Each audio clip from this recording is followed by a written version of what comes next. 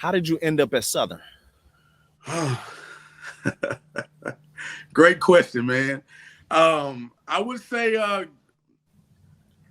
got to understand what growing up in Louisiana, now northern being in the north, a lot of people down south in New Orleans and Baton Rouge say that people from Shreveport, we live in Texas. So it's a little different environment. I would say this, man. I was one of the first players to be recruited by Coach Kadar north of Alexandria. And the reason why I say that is because it took a special evaluation for him to even come that north, because he had it so good from south of Alexandria up until all of Atlanta, Detroit, Chicago, Mississippi. He didn't have to come North Louisiana. But I would have to say a couple of alum that was in the Shreveport area.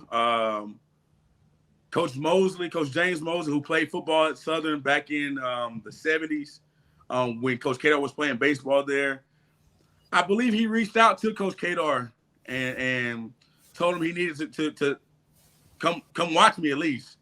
And Coach Kadar didn't come watch me. He sent his assistant at the time, Coach Fernando Pueblo, to watch me in Shreveport. And to this day, me and Coach Pueblo are really close friends. I actually, if he never got out of coaching, I probably would have never gotten into coaching. That was the reason for me to get back to Southern, because he got out of coaching. And so that's how I was able.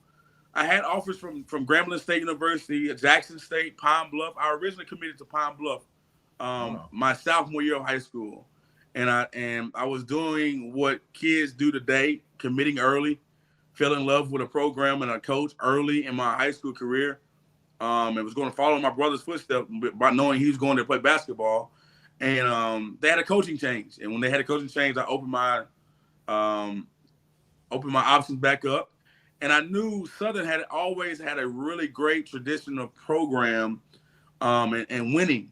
And I told myself if I had an opportunity to go play for Coach Kadar and I had an opportunity and he gave it to me, I would take advantage of it because of the history. If you were black and playing really, really good high level baseball, you were going to Southern.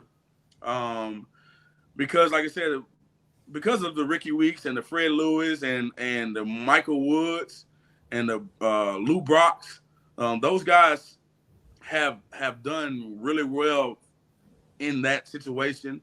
And like I said, knowing now being really great friends with Rickey coming in right after him, it was one of the best decisions I made.